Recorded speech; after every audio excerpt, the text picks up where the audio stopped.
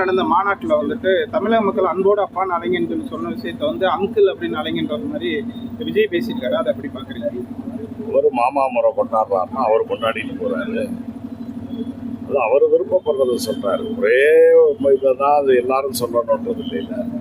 அவர் மாமா பிடிக்குதுன்னா மாமான்னு சொல்லிட்டு அரசியல் எதிரி வந்து திமுக அப்படின்னு சொல்லியிருக்காரு. கொள்கை எதிரி பாஜக, எங்களுடைய அரசியல் எதிரி திமுக. 2026 தேர்தலில் திமுக இல்ல டிவிகே ரெண்டுக்கு இடையில தான் போட்டி அப்படின்னு சொல்லியிருக்காரு. அப்படின்னு அவர் தானே சொல்லிட்டு போறாரு. அதை நீங்க ஒளிபரப்புனீங்க, நானும் கூட பார்த்தேன். அது பற்றிய விளக்கத்தை அவர்கிட்ட கேட்கணும். இல்லை யாரும் ஒதுக்கப்பட்டிருக்கிறார்களோ நேரடியாக திமுகவோட மோதுறதுக்கு நான் தான் தகுதி இருக்கோம்னா அப்போ நாங்கள்லாம் இல்லையான்னு மற்றவங்க அதில் வந்து உணர்ச்சி வசப்படணுமே தவிர எங்களுக்கு ஒன்று திமுக மேல கடுமையான விமர்சனம் நேற்று வச்சிருக்காரு சார்.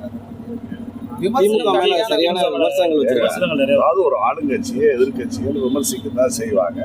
அந்த விமர்சனங்கள்லாம் எது உண்மைத்தன்மை இருக்கிறது என்பதை தேர்தல் காலங்களில் அவங்க சொல்றது மாதிரியே 2026 தேர்தல் நேரத்தில் தமிழ்நாட்டு மக்கள் தருவாங்க. அவர் தற்போது தான் அரசியலுக்கு வர்றாரு. அரசியல் வந்து உங்களுக்குலாம் நிறைய அனுபவங்கள் நிறைய இருக்கு.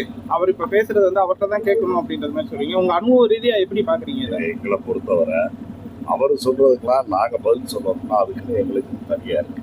என்னை பொறுத்தவரையில நான் வந்து மாண்புமிகு அமைச்சர்களுடைய அமைச்சரவையில் ஒரு அமைச்சர், முதலமைச்சருக்கு கட்டுப்பட்டேன். அடுத்து வந்து நான் ஒரு மாவட்ட செயலாளர். எங்கள் இதில் வந்து இருக்கிற மாவட்ட செயலாளர்கள் பலர் இருக்காங்க, 70க்கு மேற்பட்ட. அதில் நான் ஒருத்தர். நான் வந்து என் கருத்தை இயக்கத்தின் கருத்துன்னு நான் சொல்ல முடியாது. இதை பற்றியெல்லாம் விரிவாக தெளிவாக சொல்லணும்னா தலைவர் சொல்லுவாங்க, தலைமை கழகத்தில் நிர்வாகிகள் சொல்லுவாங்க. அவர் பேசினார், இவர் பேசுகிறாருன்னு அதுக்கெல்லாம் நான் சொல்லிக்கிட்டு இருந்தால் அது நல்லா இருக்கு.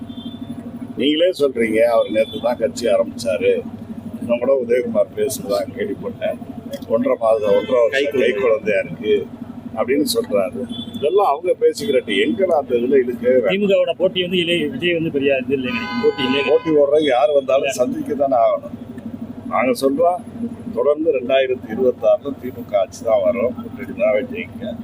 முதலமைச்சராக மாண்புமிகு அண்ணன் தளபதி அவர்கள் தொடர்வார்கள் நாங்கள் சொல்றோம். அது எங்களுடைய உணர்வு, எங்களுடைய உரிமை.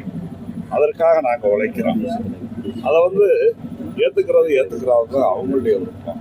அவங்களும் அந்த நம்பிக்கையோட வர்றாங்கன்னா வந்து பார்க்கணும். இதை நிர்ணயிக்கிற இடம் தான் தேர்தல் களம். அதுக்கான போட்டி 26 நடக்கும்.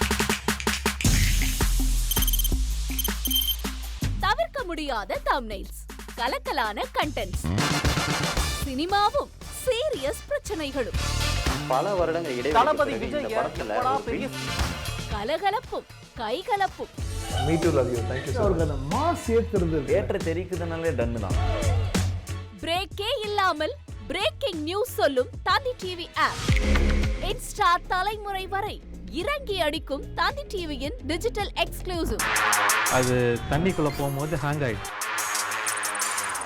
உங்களுக்கு விஜய் சார் எந்த அளவுக்கு ரொம்ப பிடிக்கும்? Of course, Malayalis are huge Vijay sir fans. ரெண்டு பேருமே ரொம்ப பிடிக்கும் எனக்கு. தந்தி டிவி ஆப்பை இலவசமா டவுன்லோட் செய்யுங்க. ஃபாலோ பண்ணுங்க, சப்ஸ்கிரைப் பண்ணுங்க, என்ஜாய் பண்ணுங்க.